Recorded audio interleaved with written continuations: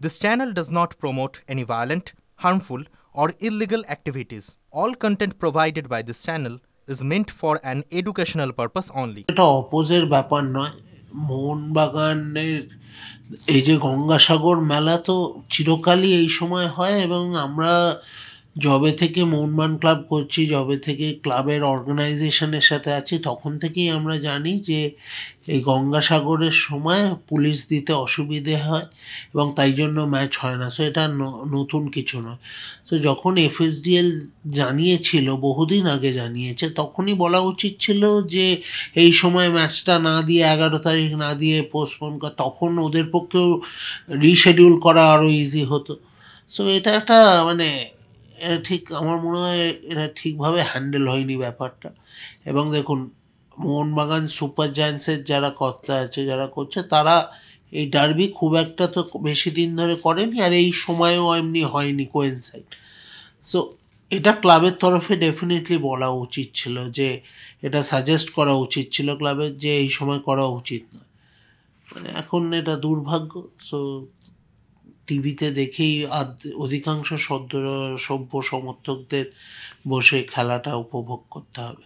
মোহনবাগান ক্লাবের বর্তমান যারা অফিসিয়ালরা রয়েছে তাদের ভূমিকাটা তাহলে কি, যেখানে ফুটবল টিমও এখন তাদেরকে খুব একটা ভাবে সামলানো সেই হেডেকটা নিতে হয় না, কিন্তু একটা ডার্বি শিডিউল যখন দেওয়া হলো প্রাথমিকভাবে, তখন তারা এটাও জানাতে পারলেন না যে এই শিডিউলটাকে চেঞ্জ করার জন্য একবার সুপার সো এটা আগের থেকেই তো, এটাই তো আমার বক্তব্য। দেখুন, ভূমিকা মোহনবাগানের সবার মানে যখন শিডিউলটা ডিসকাস হয়েছে, ডেফিনেটলি ক্লাবের সেক্রেটারি দেখতে পেয়েছেন, অন্যরা সাথে কি ডিসকাস করেছে কিনা আমি জানি না, তো তখন তো বলা উচিত ছিল যে এমনি গঙ্গাসাগরের মেলার সময় একবার চেক করে নাও আগে থেকেই, যে কারণ আমরা আগে এমনি আমাদেরও অবস্থা হয়েছে যখন আমাদের ম্যাচ পিছোতে হয়েছে।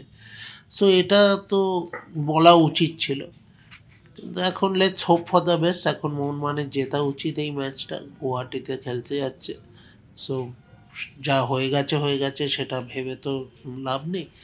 এখন যে টিম খেলতে যাচ্ছে সেই টিমের সাথে টিমকে পাশে দাঁড়ানো উচিত এবং টিমকে সমস্ত রকম সাহায্য করা উচিত, কারণ একটা নতুন পরিবেশ, নতুন মাঠ, হঠাৎ একটা ডার্বি, বাইরে সেই সাপোর্টও নেই।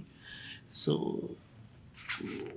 সেই জায়গায় আমাদের সবার পাশে দাঁড়ানো উচিত টিমের, এবং যাতে জিতি সেটাই দেখা উচিত। মোহনবাগান ক্লাবের বর্তমান সচিব কথায় কথায় বলেন যে তিনি দীর্ঘদিন ধরে ক্লাবের সঙ্গে দায়িত্ব সামলাচ্ছেন, মোহনবাগান ক্লাবের সঙ্গে যুক্ত রয়েছেন, কিন্তু এই ডার্বি সরে যাওয়ার গাফিলতি তিনি কি কোনোভাবে এড়াতে পারেন এইরকমভাবে?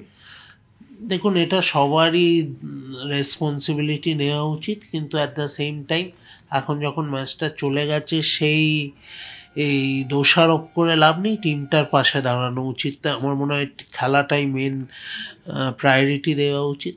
যদিও এটা একটা ভুল, সেটা সামনের বার থেকে আশা করব সবাই সেটা মাথায় রাখবে।